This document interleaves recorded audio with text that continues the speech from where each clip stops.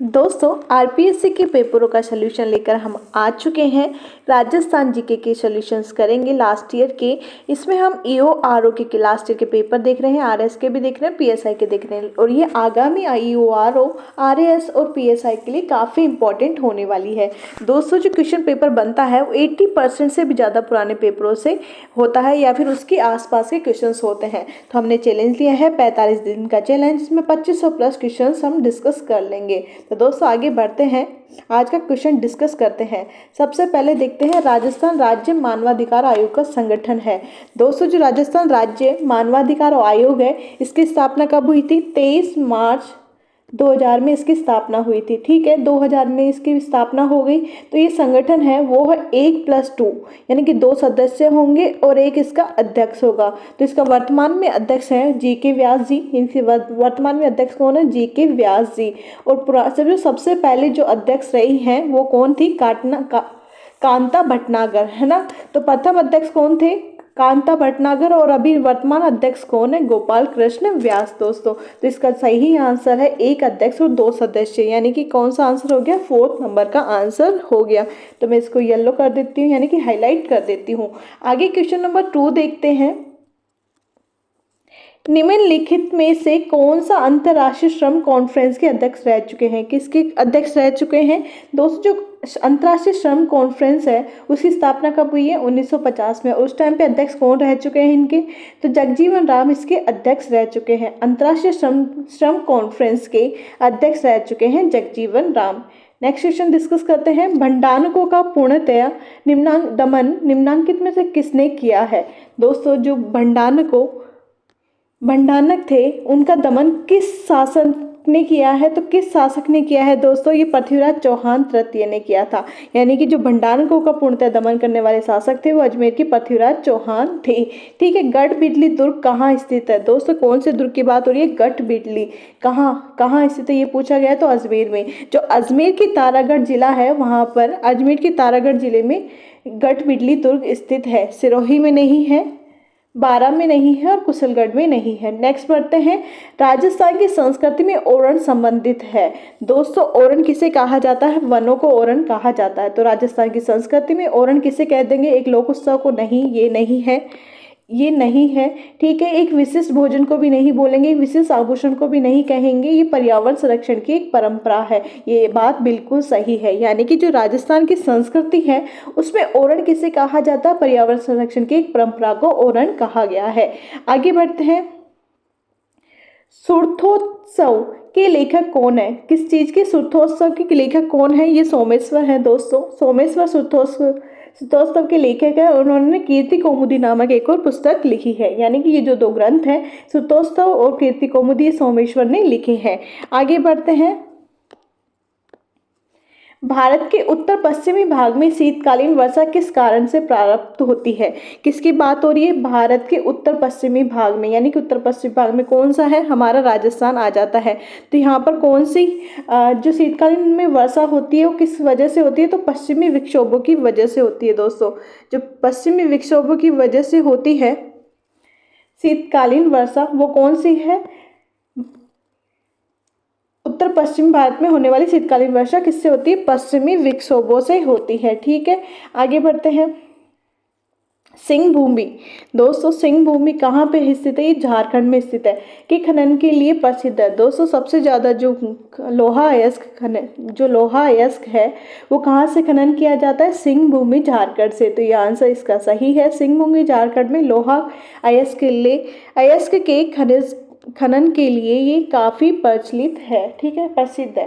ठीक है, मेवाड़ प्रजामंडल की स्थापना कब हुई? दोस्तों किसकी बात करिए? जो प्रजामंडल है उनमें प्रजामंडलों में सबसे पहले बात करी जा रही है मेवाड़ प्रजामंडल की। इसकी स्थापना कब हुई? स्थापना का टाइम पूछा गया है। तो दोस्तों 1938 में हुई है, ये हमें पता है। तो एक ही ऑप्शन हम काट पाते हैं। फिर उसके बाद देखते हैं अप्रैल मई में, तो अक्टूबर कट गया। फिर ये अप्रैल जो 24 अप्रैल 1938 है, यहाँ पर मेवाड़ प्रजामंडल की स्थापना हुई है।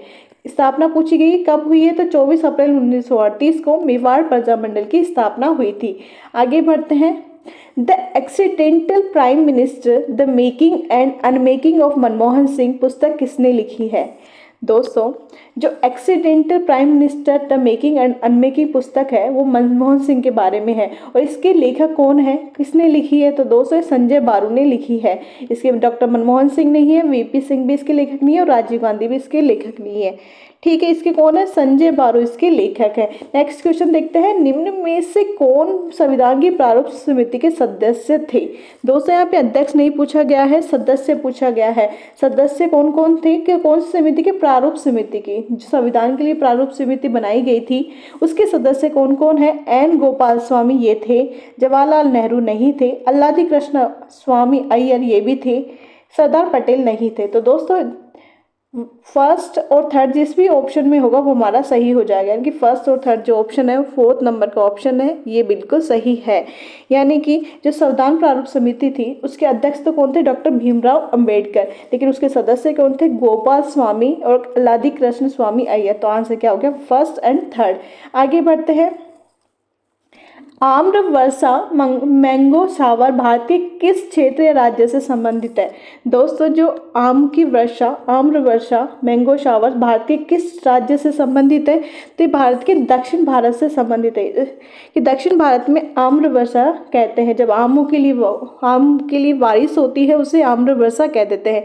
राजस्थान स्टेट केमिकल वर्क्स में अवस्थित है, यानी कि जो Rajasthan state chemical works company है ये कहाँ स्थित है दोस्तों, डीडवाना में, ये Rajasthan state chemical works Didwana में स्थित है। डीडवाना में है, अलवर में नहीं है, सांबर में नहीं है, फलोदी में नहीं है, यहाँ पे नहीं है, सांबर में नहीं है, फलोदी में नहीं है, डीडवाना में ही अवस्थित है। नेक्स्ट क्वेश्चन देखते हैं, ईसर जी एवं ईसरी जी इनमें से किस युग्म को प्रदर्शित करते हैं। किसकी बात हो रही है, ईसर जी और ईसरी जी, यानी कि शिव और पार्वती की बात हो रही है। तो किस युग्म को प्रदर्शित करते हैं, ये गणगौर के बारे में बोलते हैं। ईसर और गणगौर कहाँ होते हैं, ये शिव पार्वती से है, लक्ष्मण विष्णु राधा कृष्ण और सीताराम बिल्कुल नहीं है। नेक्स्ट क्वेश्चन देखते हैं, निम्न में से कौन सा एक युग्म मुख्य नदी सहायक नदी सुमेलित नहीं है। दोस्तों हमें जो क्वेश्चन है इसमें पूछा जा रहा है कि कौन सा युग्म जिसकी एक मुख्य नदी दे रखी है दूसरी सहायक नदी दे रखी है, तो ये सुमेलित नहीं है। पूछा गया है कि इसमें एक जो या तो मुख्य नदी अलग होगी या फिर सहायक नदी अलग होगी, तो वो हमें छांटना है। तो चंबल की सहायक बनास है, ये बिल्कुल सही है। बनास की गुहिया नहीं है ये। यमुना की जो गंभीरी है ये भी सहायक नदी है। लूणी की सागी भी सहायक नदी है, तो इसका सही आंसर हो गया बनास की गुहिया। ठीक है, आगे बढ़ते हैं, एक बार इसको हाईलाइट कर देती हूँ, बनास की गुहिया। ठीक है, नेक्स्ट क्वेश्चन देखते हैं, राजस्थान विधानसभा को विघटित करने का अधिकार किसे है। दोस्तों जो राजस्थान की विधानसभा है उसे सिर्फ कौन विघटित कर सकता है, राज्यपाल विघटित कर सकता है।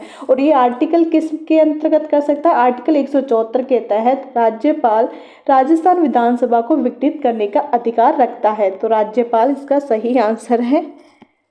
मुख्यमंत्री विघटित नहीं कर सकता है, विधानसभा अध्यक्ष भी नहीं कर सकता और लोकायुक्त भी नहीं कर सकता है। आगे बढ़ते हैं, निम्नलिखित में से कौन कालीबंगा के उत्खनन से संबंधित नहीं है। दोस्तों क्या पूछा गया कि नहीं है, जिसने कालीबंगा की या तो उत्खनन से संबंधित कोई इंसान नहीं है, तो वो कौन कौन है।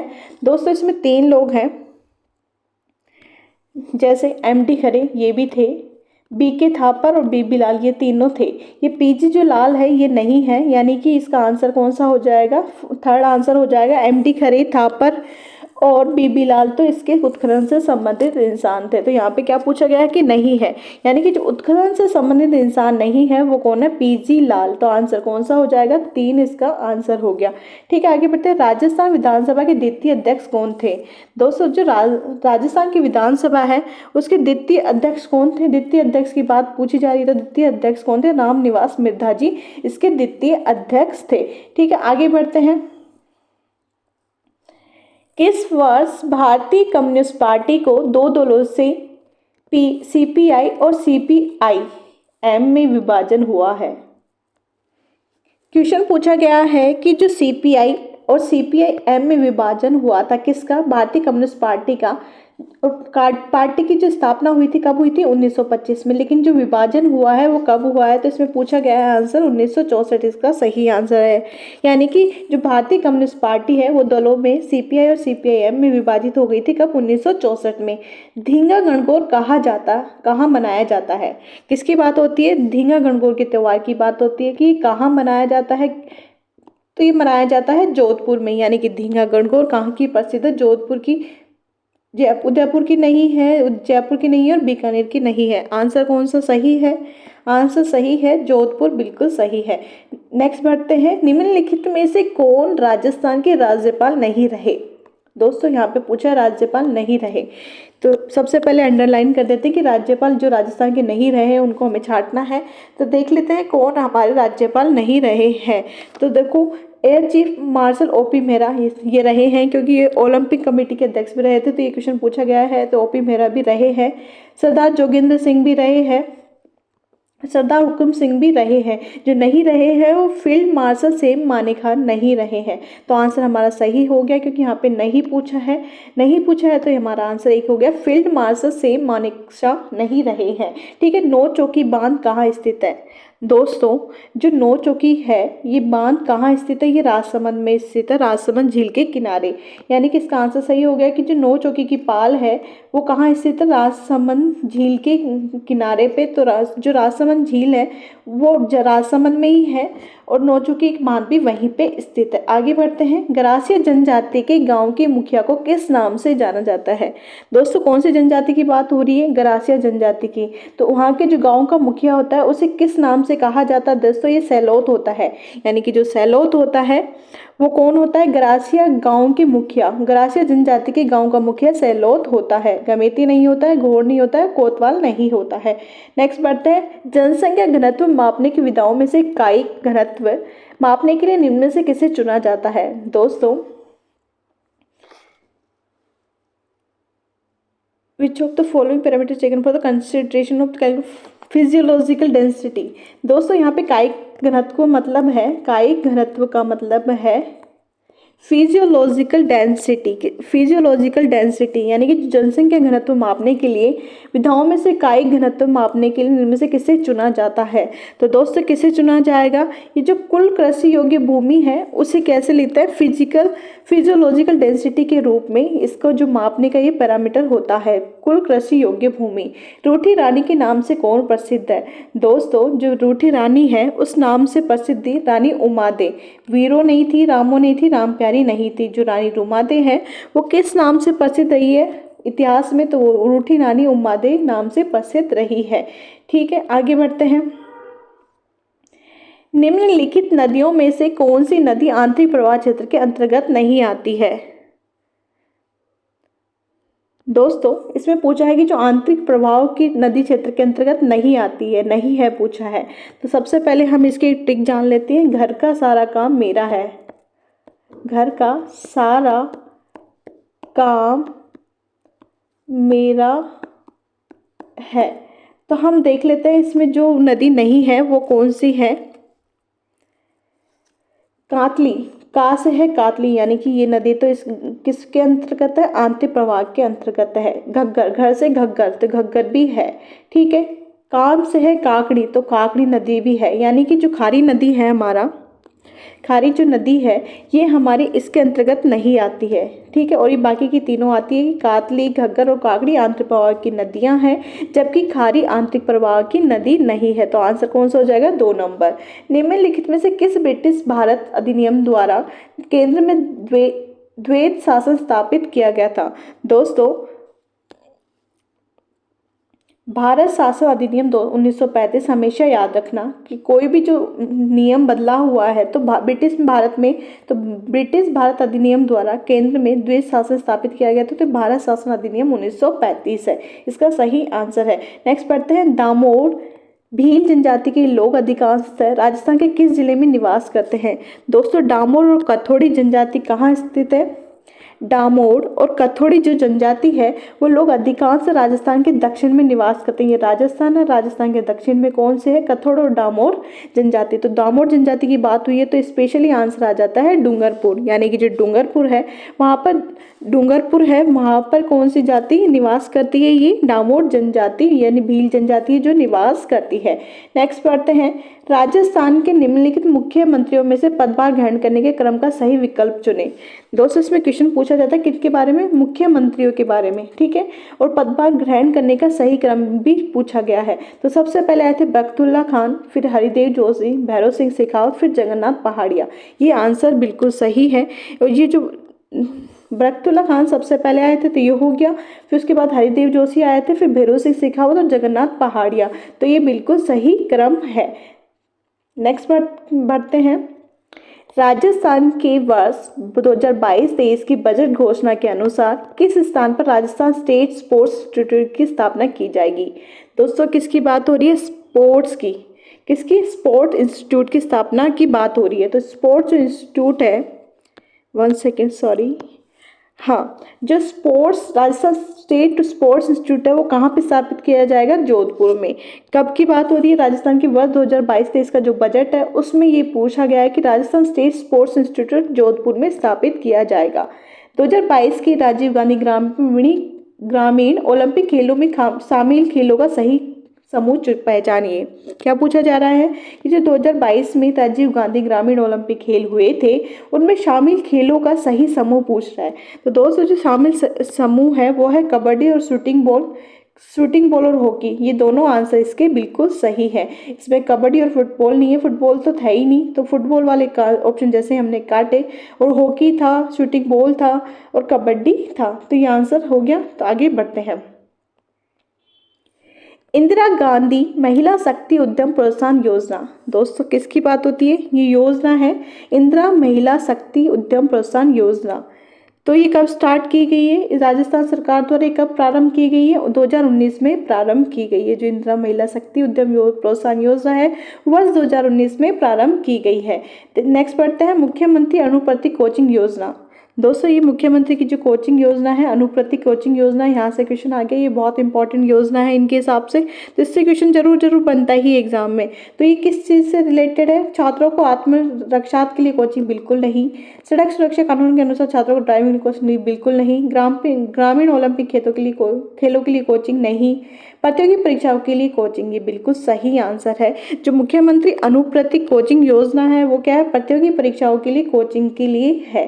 ठीक है, आगे बढ़ते हैं। आमागढ़ लेपर्ड रिजर्व स्थित है। दोस्तों जो आमागढ़ है कहाँ स्थित है, ये जयपुर में। तो ये लेपर्ड रिजर्व है ये भी कहाँ स्थित होगा, जयपुर में। तो ये आंसर बिल्कुल सही है, इसका जयपुर आंसर हो जाता है। आगे बढ़ते हैं। निम्न में से कौन सा जनसंख्या परिवर्तन का घटक नहीं कहलाता है। दोस्तों जनसंख्या में परिवर्तन का जो घटक नहीं है वो इसमें पूछा गया है कि जो जनसंख्या में परिवर्तन होता है उसका ये कौन सा जो चेंज है वो नहीं है। तो दोस्तों मत्स्यता यानी कि मर जाते हैं वो, मत्स्यता, प्रजनता है जन्म, साक्षरता और प्रवास। तो दोस्तों इसमें जो सही आंसर है वो हमारी साक्षरता है, क्योंकि जो जनसंख्या परिवर्तन होता है वो किसके हिसाब से होता है, साक्षरता के हिसाब से नहीं होता है। बाकी की मरने वाले, जीने वाले और प्रवासी माइग्रेट करने वालों का ये सब घटक है, जनसंख्या परिवर्तन के घटक है, जबकि साक्षरता जनसंख्या परिवर्तन का घटक नहीं है। तो ये आंसर ये सही है। तो इसका जो नहीं है ये पूछा है, तो आंसर इसका हो जाएगा 3rd नंबर की जो साक्षरता है वो इसका जनसंख्या परिवर्तन का घटक नहीं है। नेक्स्ट बढ़ते हैं। निम्नलिखित में से कौन सा अनुच्छेद उपाधियों की समाप्ति बताता है। दोस्तों ऐसा कौन सा अनुच्छेद है जो उपाधियों की समाप्ति बताता, तो अनुच्छेद 18 जो है उपाधियों की समाप्ति बताता है कि उपाधियों की समाप्ति अनुच्छेद 18 के हिसाब से की गई है। नेक्स्ट क्वेश्चन देख लेते हैं। निम्नलिखित में से किसे वागड़ टूरिस्ट सर्किट में शामिल किया गया है। दोस्तों जो वागड़ टूरिस्ट सर्किट है वो बजट 2022-23 में क्या बोलते हैं 2022-23 के जो बजट में है ये अनाउंस किया गया है। और वागड़ जो टूरिस्ट सर्किट है वो कहाँ है, राजस्थान के दक्षिण जिलों में, यानी कि डूंगरपुर बांसवाड़ा में। तो डूंगरपुर बांसवाड़ा तो हम ऋषभदेव मंदिर ये नहीं है, सलूम्बर झील नहीं है, जयसमंद झील नहीं है। तो कौन सा आंसर है, घोटिया अम्बा। घोटिया अम्बा इसका सही आंसर है कि जो वागड़ टूरिस्ट सर्किट में शामिल किया गया है वो घोटिया अम्बा है। नेक्स्ट बढ़ते हैं। निम्नलिखित में कौन सी नस्ल भेड़ की नहीं है। दोस्तों यहाँ पे पूछा गया है कि भेड़ की जो नस्ल है वो कौन सी है। तो भेड़ की जो नस्ल है वो पूंगल है, मालवी और जमुनापुरी और गिर नहीं है। ये तीनों नहीं है। ये पुंगल जो है वो भेड़ की नस्ल है। निम्नलिखित में से कौन सा एक से अधिक बार राजस्थान का मुख्यमंत्री नहीं रहा है?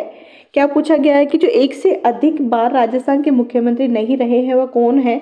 दोस्तों, जो राजस्थान के मुख्यमंत्री नहीं रहे हैं वो है हीरालाल देवपुरा, जो एक से ज़्यादा बार नहीं रहे हैं। बाकी के सारे लोग जैसे भैरव सिंह शेखावत एक से 2 बार रहे हैं, शिवचरण माथुर भी और हरदेव जोशी भी एक से अधिक बार राजस्थान के मुख्यमंत्री रहे हैं, जबकि हीरालाल देवपुरा नहीं रहे हैं।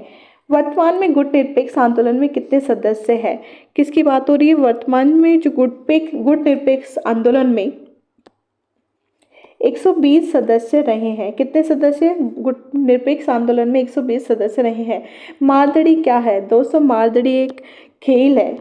राजस्थान में जो मारदड़ी है कि खेल है, ये आभूषण नहीं है, गीत नहीं है, नृत्य नहीं है। आप भी ये खेल खेलते हैं मारदड़ी। तो ये मारदड़ी वही खेल है जो आप एक किसी जो क्या होता है कपड़ों की बॉल बनाकर उससे मार मार के खेलते हैं, वो मारदड़ी जी वही खेल है। ठीक है। विश्व जलवायु सम्मेलन सबसे पहली बार जिनेवा स्विट्जरलैंड में किस वर्ष में प्रारंभ हुआ था? तो दोस्तों, जो विश्व जलवायु सम्मेलन है सबसे पहली बार जिनेवा स्विट्जरलैंड में 1979 में प्रारंभ हुआ था। कब हुआ था? 1979 में प्रारंभ हुआ था। नेक्स्ट पढ़ते हैं। घटियाला शिलालेख में निम्नलिखित में से किस वर्ग की जानकारी प्राप्त होती है? दोस्तों, जो घटियाला का शिलालेख है उसमें से किस वंश की जो जानकारी प्राप्त होती है वो कौन सा वंश है? मंडोर के प्रतिहार, यानी कि जो मंडोर के प्रतिहार है उनकी जानकारी घटियाला शिलालेख से प्राप्त होती है। तो इसका सही आंसर है मंडोर के प्रतिहार। नेक्स्ट पढ़ते हैं। सभी मानवों में क्रोमोसोम्स होते हैं। दोस्तों, जो मानव है उनमें कितने गुणसूत्र होते हैं? तो 46, यानी कि 23 जोड़ी और 46 टोटल गुणसूत्र होते हैं। नेक्स्ट पढ़ते हैं। जयपुर के महाराजा स्कूल की स्थापना किस वर्ष हुई थी? दोस्तों, जो महाराजा स्कूल है जयपुर में उसकी स्थापना किसने करवाई थी? सवाई राम सिंह ने। और ये कब करवाई थी? जो ये स्थापना करवाई गई है 1844 ईस्वी में, यानी कि जयपुर में जो महाराजा स्कूल है उसकी स्थापना 1844 ईस्वी में सवाई राम सिंह ने करवाई थी। नेक्स्ट बढ़ते हैं। राजस्थान लोक सेवा आयोग में सदस्यों की संख्या अध्यक्ष को छोड़कर कितनी है? दोस्तों, जो राजस्थान लोक सेवा आयोग है उसमें सदस्यों की संख्या 7 है, यानी कि जो 7 सदस्य है और एक अध्यक्ष होता है। 1 + 7 समूह, यानी कि टोटल 8 का ये आयोग है। इसमें 7 सदस्य होते हैं और 7 सदस्य होते हैं और एक अध्यक्ष होता है। ठीक है। इसके अलावा आरपीएससी के बारे में जान लेते हैं कि जो आरपीएससी है इसकी स्थापना कब हुई थी? 20 अगस्त 1949 को इसकी स्थापना हुई थी। ठीक है। 20 अगस्त 1949 को इसकी स्थापना हुई। इसका एक अध्यक्ष होता है। तो प्रथम अध्यक्ष कौन रहे हैं इसके? एस.के. घोष इसके प्रथम अध्यक्ष रहे हैं। वर्तमान अध्यक्ष कौन है? वर्तमान अध्यक्ष है संजय कुमार श्रोत्रिय। संजय कुमार जो श्रोत्रिय है वो वर्तमान अध्यक्ष है। और ये 1 + 7, यानी कि टोटल 8 सदस्यों का ये आयोग है जिसमें 7 सदस्य होते हैं, एक अध्यक्ष होता है। तो इसका आंसर 7 सही है। नेक्स्ट बढ़ते हैं।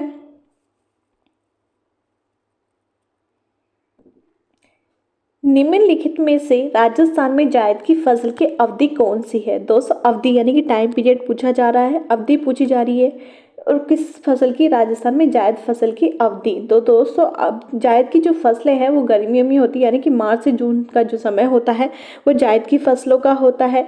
वहीं खरीफ की और रबी की जो फसल होती है उनका टाइम पीरियड अलग होता है। ठीक है। तो ये जो मार्च से जून है ये जायद की फसलों का टाइम पीरियड है। राजस्थान में निम्नलिखित में से किस जिले में उड़िया पठार स्थित है? दोस्तों, जो उड़िया का पठार है ये उड़िया का पठार है वो किस जिले में स्थित है? ये पूछा गया है कि क्वेश्चन में कि किस जिले में उड़िया का पठार स्थित है? राजस्थान के, है ना। तो ये है सिरोही में। उड़िया का जो पठार है वो कहाँ स्थित है? सिरोही में, पाली में नहीं है, जालौर में नहीं है और राजसमंद में नहीं है। उड़िया का पठार सिरोही में स्थित है।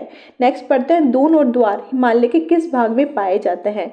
दोस्तों, जो दून और द्वार है ये हिमालय के शिवालिक हिमालय में पाए जाते हैं। जिसमें किस भाग पूछा गया है कि हिमालय का वो कौन सा भाग है जिसमें दून और द्वार मिलते हैं? तो ये शिवालिक हिमालय में मिलते हैं। नेक्स्ट देखते हैं। मिलान कीजिए। दोस्तों, हमें मिलान करना है, सही उत्तर कोड का उपयोग करके चुनना है, यानी कि तो ये तो हमारा आंसर नहीं है, ये अपना क्वेश्चन नहीं है राजस्थान जीके का, तो इसको काट देते हैं, ये हमारा नहीं है। नेक्स्ट बढ़ते हैं, जनगणना 2011 के अनुसार राजस्थान का वह जिला जहाँ न्यूनतम जनसंख्या घनत्व है। दोस्तों, जो राजस्थान की जनगणना 2011 के अनुसार राजस्थान का ऐसा कौन सा जिला है जहाँ पर न्यूनतम घनत्व है, तो सबसे बड़ा जिला हमारा जैसलमेर और यहाँ पे सबसे कम घनत्व है। यानी कि जो पूरा राजस्थान है उसमें ये जैसलमेर का एरिया है, एक सेकेंड, जैसलमेर का जो एरिया है, जैसलमेर का ये जो एरिया है ये काफ़ी बड़ा है और यहाँ पर 10 जनसंख्या घनत्व कितना है 10, यानी कि 1000 किलोमीटर पर मात्र 10 लोग रहते हैं। ठीक है, तो ये आंसर सही है जैसलमेर। जालोर नहीं है, बाड़मेर नहीं है, जोधपुर नहीं है। नेक्स्ट बढ़ते हैं, भारत का प्रसिद्ध धुआंधार जलप्रपात निम्न में से किस नदी द्वारा बनता है। दोस्तों, यहाँ पे भारत के किसी प्रसिद्ध जलप्रपात की बात हो रही है जिसे धुआंधार जलप्रपात कहते हैं, और ये कौन सी नदी द्वारा बनाया जाता है, तो ये कौन सी नदी द्वारा बनाया जाता है, नर्मदा नदी द्वारा बनाया जाता है। नेक्स्ट बढ़ते हैं, राष्ट्रीय ऊंट अनुसंधान केंद्र स्थित है। दोस्तों, जो ऊंट अनुसंधान केंद्र है हमारा वो कहाँ पे स्थित है, ये जो ऊंट अनुसंधान केंद्र है हमारा बीकानेर में स्थित है। सबसे ज़्यादा ऊंट कहाँ पाए जाते हैं, बीकानेर में और बाड़मेर में, तो जो ऊंट अनुसंधान केंद्र हमारा बीकानेर में स्थित है। भदर का संबंध किससे है, भदर का संबंध किससे है। दोस्तों, जो भदर है ये रस्म होती है अंत्येष्टि संस्कार की। कौन से अंत्येष्टि संस्कार में ये भदर की रस्म की जाती है, अंत्येष्टि संस्कार में भदर की रस्म की जाती है। ये विवाह की रस्म नहीं है, कर्णवेद संस्कार नहीं है, समावर्तन संस्कार नहीं है, तो ये अंत्येष्टि संस्कार में भदर की रस्म की जाती है। तो नेक्स्ट पढ़ते हैं, निम्नलिखित वृक्षों में कौन सा राजस्थान का कल्पवृक्ष कहलाता है। दोस्तों, जो राजस्थान की कल्पवृक्ष की संज्ञा दी गई है वो किसे दी गई है, खिजड़ी के पेड़ को। तो इनमें से जो आंसर हो गया वो हमारा खिजड़ी का पेड़ हो गया। नीम नहीं है, सागवान नहीं है, आम नहीं है। नेक्स्ट पढ़ते हैं, निम्नांकित में से कौन सा विकल्प विराट से संबंधित नहीं है। दोस्तों, जो विराट की पहाड़ी है, विराट कहाँ है, जयपुर में, और जो विराट की पहाड़ी है उससे कोई संबंधित नहीं है, तो वो कौन सी है। दोस्तों, बीचक की पहाड़ी विराट की पहाड़ी के पास, और भीम डुंगरी भी है और महादेव जी की डुंगरी भी है, तो ये तीनों किससे संबंधित है, विराट से संबंधित। जो राव जी की पहाड़ी है ये संबंधित नहीं है, और हमसे पूछा गया है कि इसमें कौन सा जो विराट से संबंधित नहीं है, तो 4 नंबर हमारा आंसर हो जाएगा कि जो 4 नंबर है राव जी की पहाड़ी ये विराट से संबंधित नहीं है। नेक्स्ट पढ़ते हैं, साधु सीताराम साधु का संबंध किस आंदोलन से था। दोस्तों, जो साधु सीताराम है उनका आंदोलन जो किसान आंदोलन है उनसे संबंधित था। ठीक है, गोरक्षा शिक्षा जनजाति आंदोलन से इनसे इनका कोई रिलेशन नहीं था, इनका सिर्फ किसान आंदोलन से रिलेशन था साधु सीताराम दास का। राजस्थान में संस्कृत का प्राचीनतम अभिलेख कहाँ से प्राप्त हुआ है। दोस्तों, जो घोसुंडी का शिलालेख है उसे संस्कृत का प्राचीनतम अभिलेख कहाँ से प्राप्त हुआ है, घोसुंडी से। जो घोसुंडी का शिलालेख है वो राजस्थान के में संस्कृत का सबसे प्राचीनतम अभिलेख है। ठीक है, ये आंसर हो गया। ठाकुर पंचम सिंह द्वारा ठाकुर छतर सिंह का संबंध किस स्थान के आंदोलन से है। किस किस की बात हो रही है, जो ठाकुर है, ठाकुर पंचम सिंह और ठाकुर छतर सिंह का संबंध किस आंदोलन, किस स्थान, यानी कि यहाँ पे स्थान पूछा जा रहा है कि किस स्थान के आंदोलन से संबंधित है ठाकुर पंचम सिंह और ठाकुर छतर सिंह का। तो ये तसीमो कांड से इनका रिलेशन है, तो इसका सही आंसर है तसीमो, यानी कि जो तसीमो कांड हुआ था उससे रिलेटेड ठाकुर पंचम सिंह और ठाकुर छतर सिंह है। भारत में सीमेंट उद्योग को किस वर्ष लाइसेंस मुक्त किया गया है। दोस्तों, ये क्वेश्चन पूछा जा रहा है कि जो भारत में सीमेंट उद्योग है उसको किस वर्ष लाइसेंस मुक्त कर दिया, तो 1991 में इसे लाइसेंस मुक्त कर दिया। नेक्स्ट पढ़ते हैं, निम्नांकित में से कौन से लोक देवता तेजाजी का जन्म स्थान कौन सा है। दोस्तों, खरनाल नागौर, जो खरनाल नागौर है वो तेजाजी का जन्म स्थल है, तो जो लोक देवता तेजाजी का जन्म स्थल कौन सा है, खरनाल नागौर। परबतसर नागौर में इनका मेला भरता है, तो ये नहीं है। सुसरा में इनका ससुराल है, ये भी नहीं है। ठीक है, तो जो लोक देवता तेजाजी का जन्म स्थान है वो खरनाल नागौर है। नेक्स्ट पढ़ते हैं, कालीबाई भील मेघावी छात्रा योजना संबंधित है। दोस्तों, जो कालीबाई भील मेघावी छात्रा योजना है वो किससे संबंधित है, स्कूटी वितरण से, यानी कि जो इस योजना में स्कूटी वितरित की जाती है। जीवन शिक्षा कुटीर की स्थापना किसने की है। दोस्तों, जो जीवन शिक्षा कुटीर है ये वर्तमान में वर्तमान में वनस्थली विद्यापीठ के नाम से फेमस है। तो ये किसने की थी? पंडित हीरालाल शास्त्री ने जीवन शिक्षा कुटीर की स्थापना वनस्थली निवाई टोक में की थी इन्होंने, और अपनी पत्नी ने मिलकर इसकी स्थापना की थी। नेक्स्ट पढ़ते हैं, संविधान सभा कांग्रेस थी और कांग्रेस भारत थी, यह किसने कहा? एक स्टेटमेंट की बात हो रही है कि जो संविधान सभा है वो कांग्रेस थी और कांग्रेस भारत थी, यह किसने कहा है दोस्तों? ग्रेनविले ऑस्टिन ने। ये ऑस्टिन का शब्द है कि जो भारत संविधान सभा थी वो कांग्रेस थी और कांग्रेस भारत थी, ये किसने कहा? ग्रेनविले ऑस्टिन ने ये कथन कहा है। नेक्स्ट पढ़ते हैं,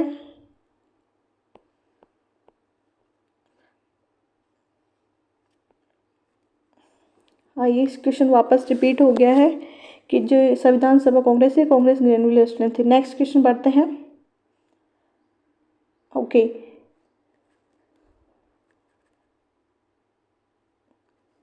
दोस्तों ये क्वेश्चन हम नेक्स्ट में डिस्कस करेंगे। आज की क्लास यही समाप्त करते हैं। प्लीज़ लाइक से सब्सक्राइब।